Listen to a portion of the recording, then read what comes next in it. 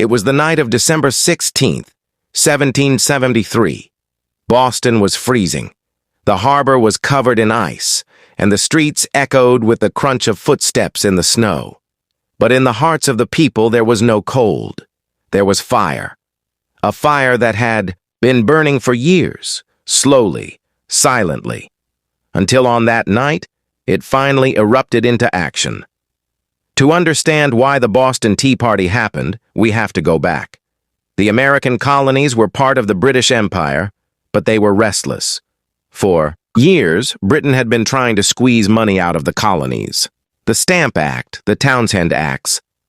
Each new law felt like a chain, tightening around the colonists. Imagine living in a land where you worked hard, where you built your towns, where you paid your dues.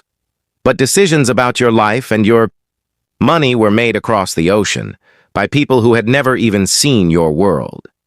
The colonists had no representation in Parliament, no voice in London, and yet they were expected to pay.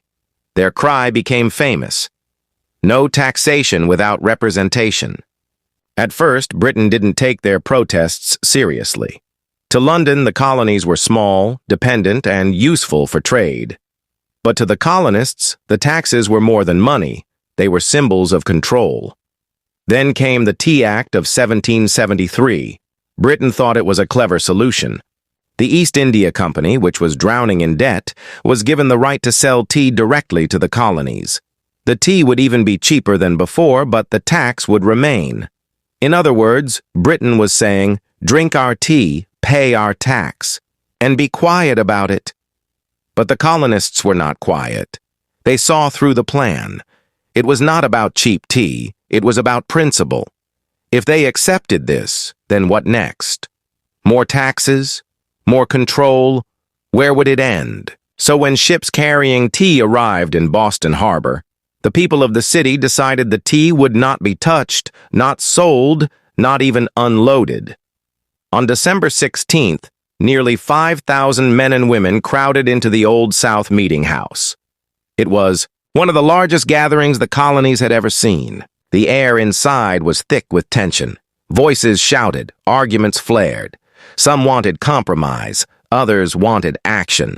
But when word spread that Governor Hutchinson would not allow the ships to leave without unloading their cargo, the decision was made. Samuel Adams, one of the leaders of the Sons of Liberty, stood before the crowd and declared, "This meeting can do nothing more to save the country." That was the signal. As the meeting ended, about 100 men slipped out into the winter night. Some disguised themselves as Mohawk Native Americans, not to mock, but to protect their identities. With soot on their faces and feathers in their hair, they marched quietly toward the harbor. The streets fell silent as they passed. Ordinary. Citizens stood at their doors watching, holding their breath. Everyone knew something was about to happen. At the harbor, 3 ships waited: the Dartmouth, the Eleanor, and the Beaver. They carried 342 chests of tea, each one packed with nearly 90 pounds of leaves. That's more than 40 tons of tea in total, the lifeblood of the East India Company's trade. The men boarded the ships quickly with discipline. No shouting, no chaos. They knew exactly what they had come to do. One by one, the heavy chests were hauled up and smashed open with axes. The tea was thrown into the icy waters below.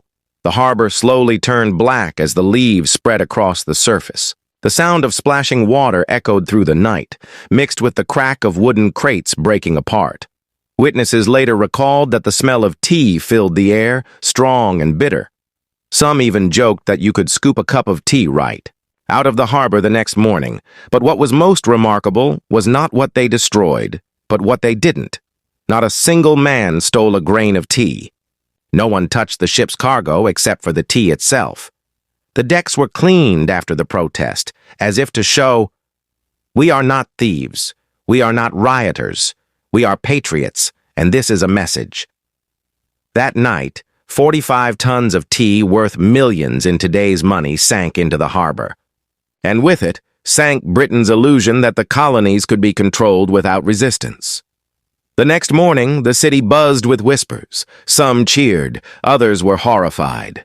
To Britain, this was no harmless prank. It was destruction of property, an insult to the crown, and a direct challenge to authority. Parliament reacted with fury. In 1774, they passed the Coercive Acts, what the colonists called the Intolerable Acts. Boston Harbor was shut down until the tea was paid for. The Massachusetts government lost much of its independence.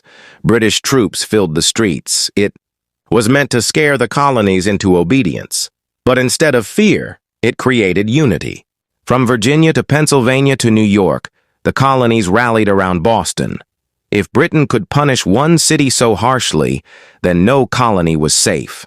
The Boston Tea Party became a symbol that spread like wildfire, a symbol of courage, of defiance, of ordinary men and women daring to stand up against an empire.